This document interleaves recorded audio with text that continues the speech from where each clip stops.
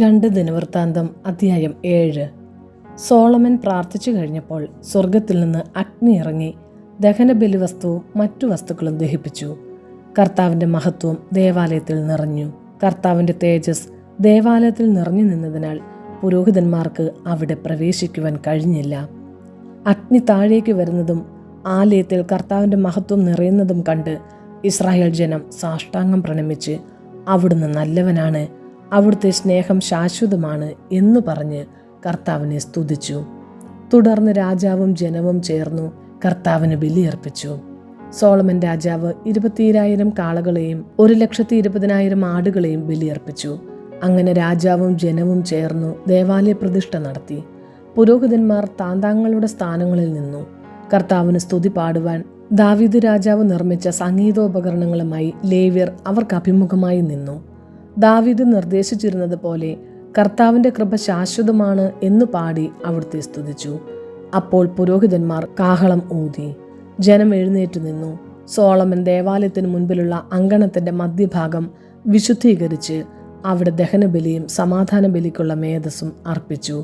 കാരണം സോളമൻ ഓടുകൊണ്ട് നിർമ്മിച്ച ബലിപീഠത്തിന് ഈ ദഹനബലിയും ധാന്യബലിയും മേധസ്സും അർപ്പിക്കാൻ മാത്രം വലിപ്പമുണ്ടായിരുന്നില്ല. സോളമൻ 7 ദിവസം ഉത്സവമായി ആചരിച്ചു. ഹാമാത്തിൻ്റെ അതിർത്തി മുതൽ ഈജിപ്ത് തോട് വരെയുള്ള എല്ലാ സ്ഥലങ്ങളിലും നിന്ന് ഇസ്രായേലിയരുടെ ഒരു വലിയ സമൂഹം അതിൽ പങ്കെടുത്തു. ബലിപീഠ പ്രതിഷ്ഠയുടെ ഉത്സവം 7 ദിവസം നീണ്ടു. 8-ാം ദിവസം സമാപന സമ്മേളനം നടത്തി. 7-ാം മാസം 23-ാം ദിവസം സോളമൻ ജനത്തെ ഭവനങ്ങളിലേക്ക് തിരികെ അയച്ചു. ദാവീദിനും സോളമനും തൻ്റെ ജനമായ ഇസ്രായേലിനും കർത്താവ് നൽകിയ അനുഗ്രഹങ്ങളെ ഓർത്ത് ആഹ്ലാദഭരിതരായി അവർ മടങ്ങിപ്പോയി. സോളമൻ ദേവാലയവും രാജകൊട്ടാരവും പണിയിച്ചു. ദേവാലയത്തിലും തൻ്റെ കൊട്ടാരത്തിലും വേണമെന്ന് താൻ ആഗ്രഹിച്ചതെല്ലാം സോളമൻ വിജയകരമായി പൂർത്തിയാക്കി. രാത്രി കർത്താവ് സോളമന് പ്രത്യക്ഷനായി പറഞ്ഞു, ഞാൻ നിന്റെ പ്രാർത്ഥന കേട്ടിരിക്കുന്നു. എനിക്ക് ബലിയർപ്പിക്കാനുള്ള ആലയമായി ഈ സ്ഥലം ഞാൻ തിരഞ്ഞെടുത്തിരിക്കുന്നു.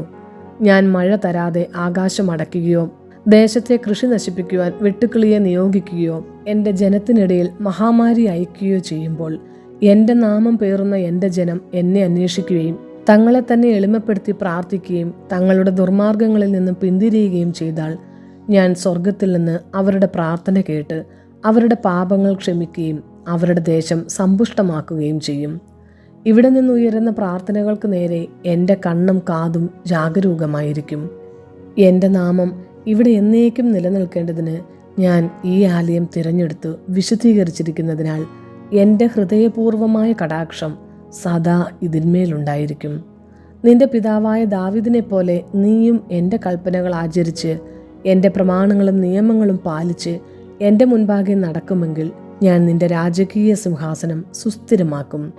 നിന്റെ പിതാവായ ദാവീദുമായി ചെയ്ത ഉടമ്പടി അനുസരിച്ച് ഇസ്രായേലിനെ ഭരിക്കാൻ നിനക്കൊരു സന്തതി ഇല്ലാതെ പോകുകയില്ല.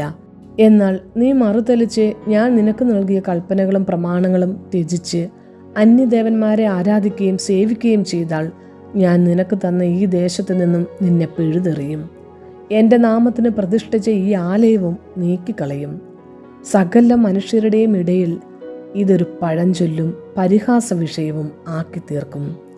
വഴിപോക്കർ മഹത്തായ ഈ ആലയം കാണുമ്പോൾ കർത്താവ് ഈ നഗരത്തോടും ഈ ആലയത്തോടും ഇങ്ങനെ ചെയ്തതെന്ത് എന്ന് അത്ഭുതപ്പെടും.